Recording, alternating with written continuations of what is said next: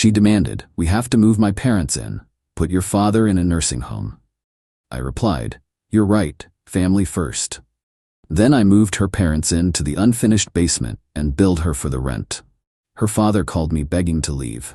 I, 37 male, have been married to Vanessa, 35, for 6 years. My dad, Robert, 68, has been living with us for the past year after my mom passed. He's self-sufficient, pays his portion of utilities, buys his own groceries, and basically keeps to himself in the converted garage apartment I built for him. Cost me about $15 to finish it out, with proper insulation, bathroom fixtures, and a kitchenette. Worth every penny to have him close after losing mom. Vanessa's parents, Donald, 64, and Patricia, 62, live 2 hours away.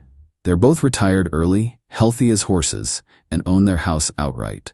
Donald golfs 3 times a week. Patricia runs a book club and volunteers at the library. They're doing fine. Last Tuesday, Vanessa ambushed me during dinner. "We need to talk about the living situation," she said, not looking up from her plate. "What about it?" "My parents are getting older. They need family support.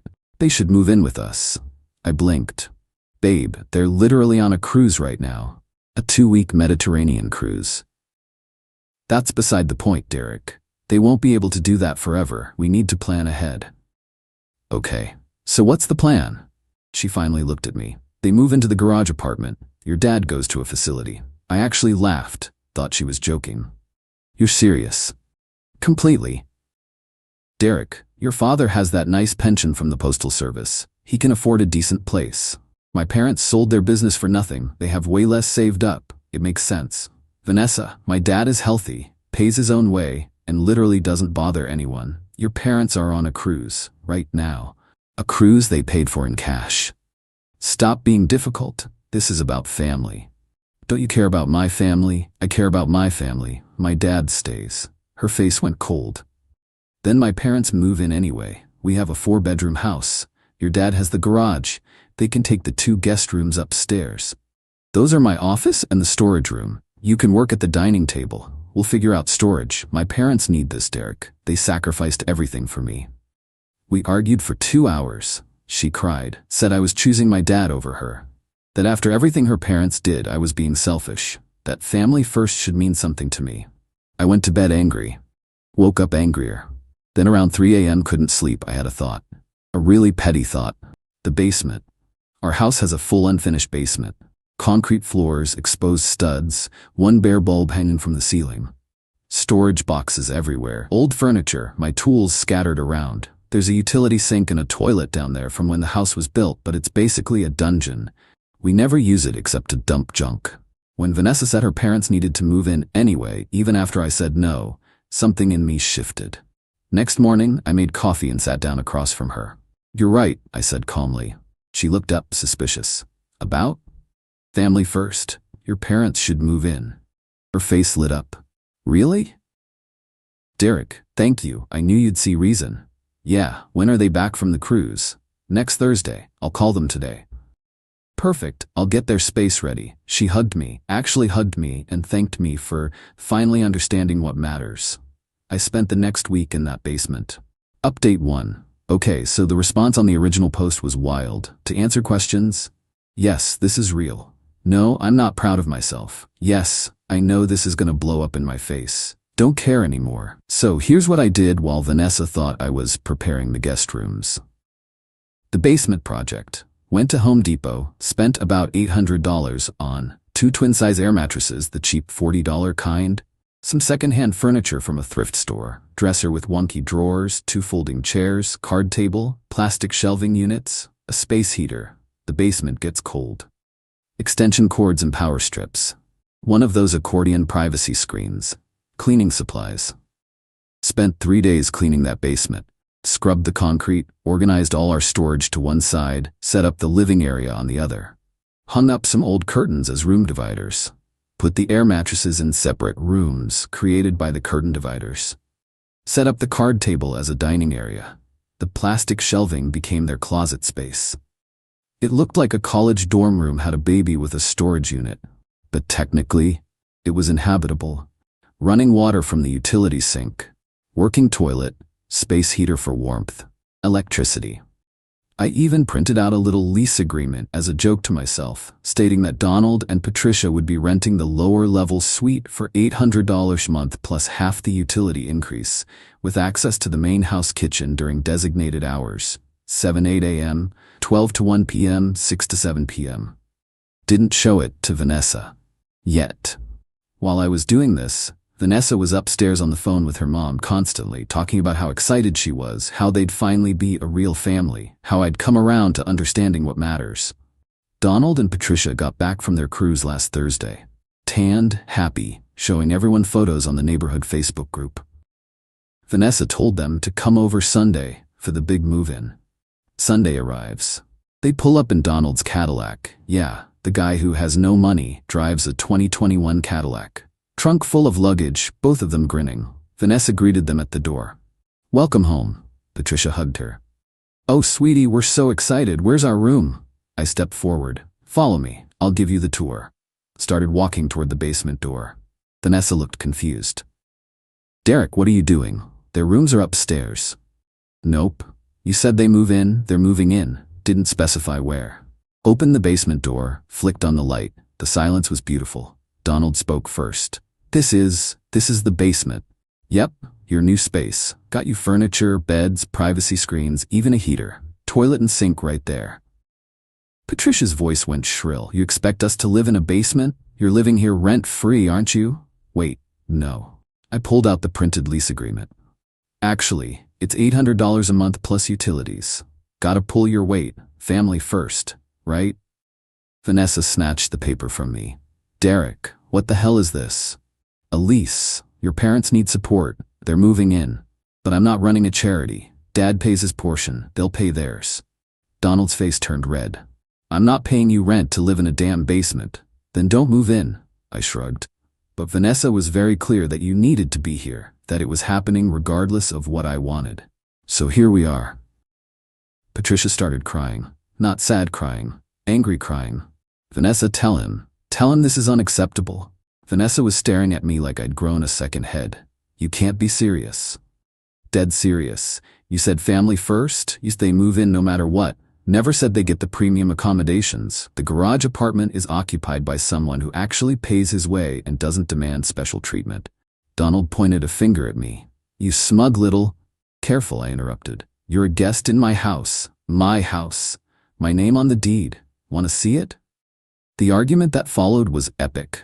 Patricia screaming about disrespect. Donald threatening to talk some sense into me. Vanessa crying and asking how I could do this to her family. My response? "Your family is welcome to stay under the terms I've outlined, or they can leave. Those are the options." They left. Peeled out of the driveway so fast Donald nearly hit the mailbox. Vanessa didn't speak to me for 2 days. Update 2. It's been 2 weeks since the basement incident, and things have escalated in ways I didn't fully anticipate. The silent treatment ended day 3 when Vanessa realized I was completely fine eating dinner alone, sleeping on the couch, and going about my business. She cracked first. "We need to talk. I'm listening. You humiliated my parents. You humiliated me. That stunt with the basement was cruel and you know it. What I know is that you tried to kick my father out of his home so your parents could take his space, despite them being perfectly capable of living independently. You made a unilateral decision about our house. I just followed through on your demand that they move in.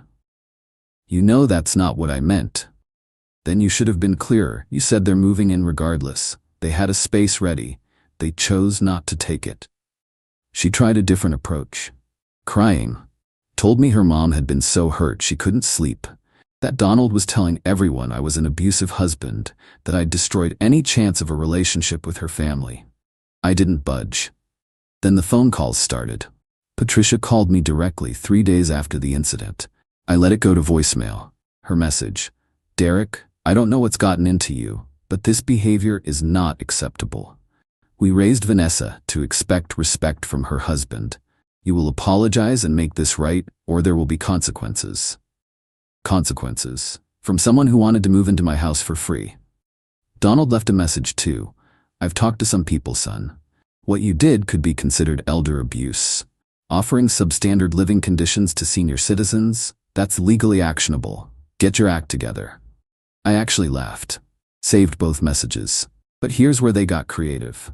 Dirty Trick 1. Vanessa's sister, Holly, 32, who I barely know, started posting on social media. Vague stuff like, "Some people forget where they came from. Family means everything, and if you can't respect your elders, you're trash." With tagged posts of her parents looking sad at their house, comments from their church friends, their neighbors, people I've never met. All about how horrible some people are. Vanessa liked every single post. Dirty Trick 2. My dad asked me if everything was okay. Turns out Patricia had called him, told him that I was planning to move him out soon, and that Vanessa was scared to tell him but wanted him gone. Tried to drive a wedge between us. My dad's response to her? "Lady, I don't know what your daughter told you, but Derek built me that apartment with his own hands after my wife died. If he wanted me gone, he'd tell me himself. Lose this number." Legend. Dirty Trick 3. This one pissed me off. Vanessa went through our finances. We have separate accounts, but one joint household account for bills, and sent $1,500 to her parents. Just sent it to help with their expenses since you were so cruel. I noticed when reviewing the account, confronted her. "That's our money, Vanessa. It's my money too. I work. I can spend it how I want, on household bills, not charity to your parents. They're struggling because of you." They're on another weekend trip, according to Patricia's Facebook. They went to a casino resort, struggling my ass. I moved my contribution to a separate account she doesn't have access to the next day.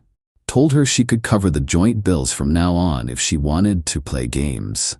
Watch how fast that $1,500 matters when she's covering the mortgage payment.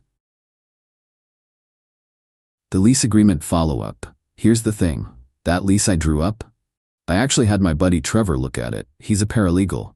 He said while it wouldn't hold up in actual court, obviously, there was nothing illegal about offering rental terms to family members who want to move in. So I revised it, made it more official. Added clauses. $800 month rent for basement occupancy. Shared kitchen access at designated times. No unauthorized guests. Quiet hours 10 p.m., 7 a.m.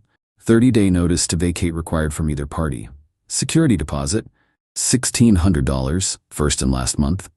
Sent it via email to Donald and Patricia with the subject line, "Updated terms for occupancy, please review." Patricia's response came in under 5 minutes. "You are a disgrace. No wonder your wife is miserable." My response? "Offer expires in 7 days. After that, rent increases to $1,200 per month." Vanessa found out when her mom called screaming. She tried to delete the email from my sent folder. Too late, already archived. "You're trying to extort my parents."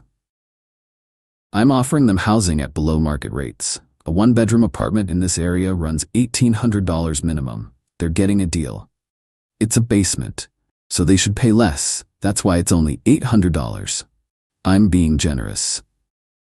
The fight about Robert, my dad. This is where Vanessa showed her true colors. Last week, she came home from dinner with her parents and sat me down. I talked to a few facilities. There's a nice senior living community about 30 minutes from here. They have availability. My blood went cold. For who?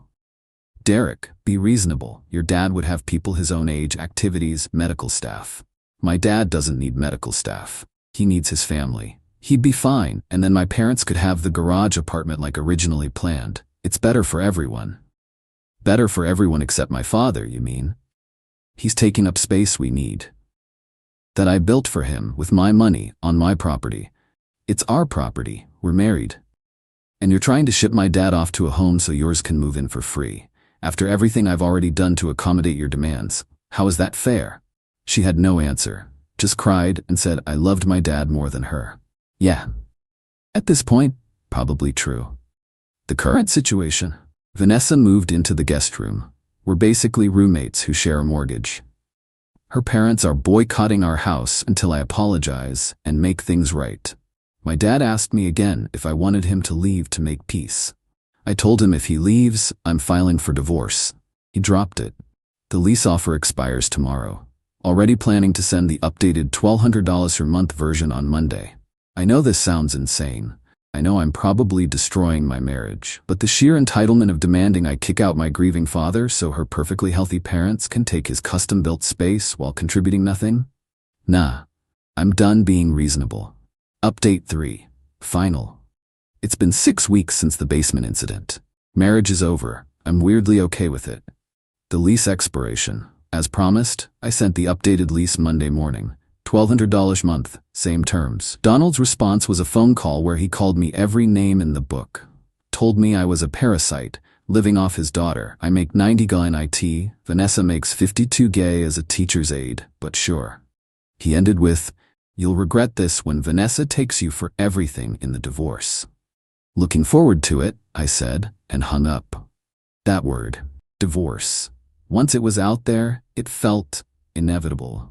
The breaking point. Vanessa came to me 2 days after that call. "My lawyer says we need to discuss asset division." "Your lawyer?" First I'd heard of it. "I filed yesterday. You're getting served next week." Cool.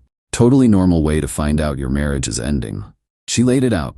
She wanted the house since her parents needed to move in, half my retirement, and for me to cover her legal fees since I caused this situation. I called a lawyer that afternoon. His name's Greg. He's helped colleagues through divorces before. First consultation was free. Greg's assessment. She's not getting the house. Your name is on the deed from before the marriage. Your inheritance from your mom paid the down payment.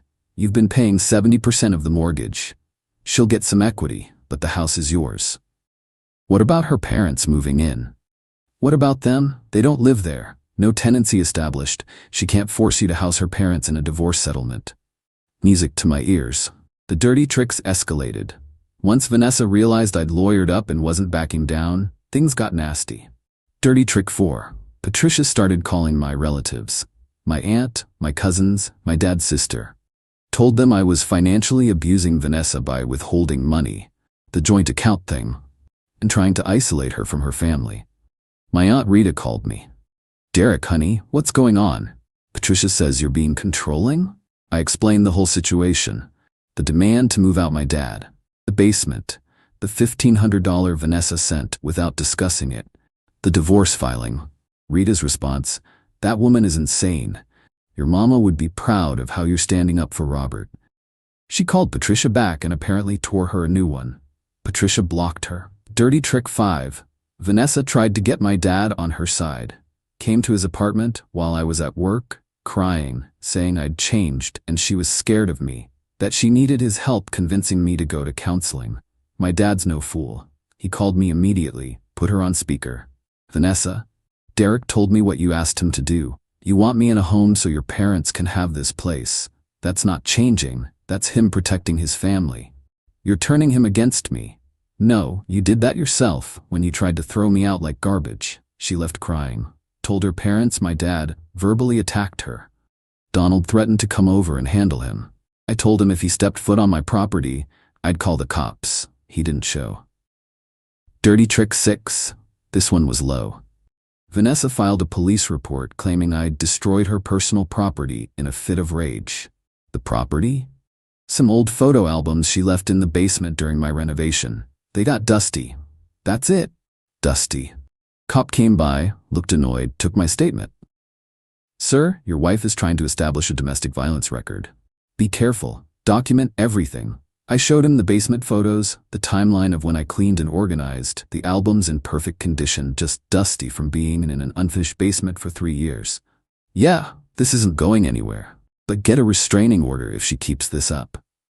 The settlement took 4 weeks of back and forth, but we settled out of court. Greg was right about the house. Final terms: I keep the house, my dad's apartment, all my personal belongings. Vanessa gets $35,000 as her share of equity. Fair, she did contribute to mortgage for 6 years. We each keep our own retirement accounts. She gets her car, which she was paying for anyway. No alimony, because we both work and she actually makes decent money when you include benefits. We split the remaining joint account balance, $4,200, after I deducted the $1,500 she sent her parents without permission. She was furious. Expected way more. Her lawyer apparently told her the house was a long shot given the circumstances. "You're stealing from me," she screamed during mediation. "I'm giving you more than you're entitled to," Greg replied calmly. "Your client has no claim to premarital assets or inherited property. The $35,000 is generous," she signed. Had no choice. The parents' reaction. Once Vanessa moved out to her parents' house, ironically, Patricia sent me one final text. You destroyed my daughter's life. You'll die alone and miserable like you deserve. I blocked her. Donald tried to get the last word through my dad. Left him a voicemail. Your son is a coward who hides behind lawyers. Real men take care of family. My dad's response, which he left on Donald's voicemail. Real men don't try to steal another man's home. Lose this number or I'm filing harassment charges. They finally stopped. The aftermath. Divorce finalized 3 weeks ago. Vanessa's living with Donald and Patricia. Heard through mutual acquaintances that it's going great. Sarcasm. Apparently she's fighting with them constantly because they're overbearing and won't give her space. Shocking that the parents who tried to force their way into our house might be difficult to live with. Donald's still driving the Cadillac. Patricia's still on Facebook posting inspirational quotes about God removing toxic people from your life. The lack of self-awareness is Olympic level. My dad's still in his garage apartment. We have dinner together twice a week. He's doing okay. Misses my mom but says having family close helps. The house is quiet now. Got rid of Vanessa's stuff. She picked it up with Holly, didn't say a word to me. Repainted the bedroom. Turned the guest room back into my office. The basement? Still unfinished. Thought about finishing it properly, making it a rec room or something. But every time I go down there and see those air mattresses deflated in the corner, I laugh. Most expensive petty revenge ever. Cost me my marriage, $35,000 and probably a few years of peace. Worth it? Yeah. Actually, yeah, because here's the thing. Vanessa showed me exactly who she was. Someone willing to discard my father like trash for her parents' convenience. Someone who tried to weaponize police and lawyers when she didn't get her way. Someone who valued her family's comfort over my family's dignity. The basement wasn't about punishing her parents. It was about drawing a line. About saying, you don't get to walk into my life and rearrange it to suit you. She wanted family first, she got it. Just not the family she expected. Got a text last week from an unknown number. This is Donald. Patricia's sick. Hospital. Thought you should tell Vanessa to call. Texted Vanessa directly. Your dad says your mom is in the hospital. Thought you should know he tried to use me as a messenger. Blocking him now. She didn't respond. Don't care. I'm moving forward. My dad's secure. My house is mine. My life is mine. And somewhere out there, Donald and Patricia are probably still telling everyone I'm the villain in this story. Let them. I sleep fine at night. Final thought. To anyone dealing with entitled in-laws or a spouse who prioritizes their family over yours, document everything. Know your rights. And don't be afraid to draw hard lines. Family first means your family too. Peace.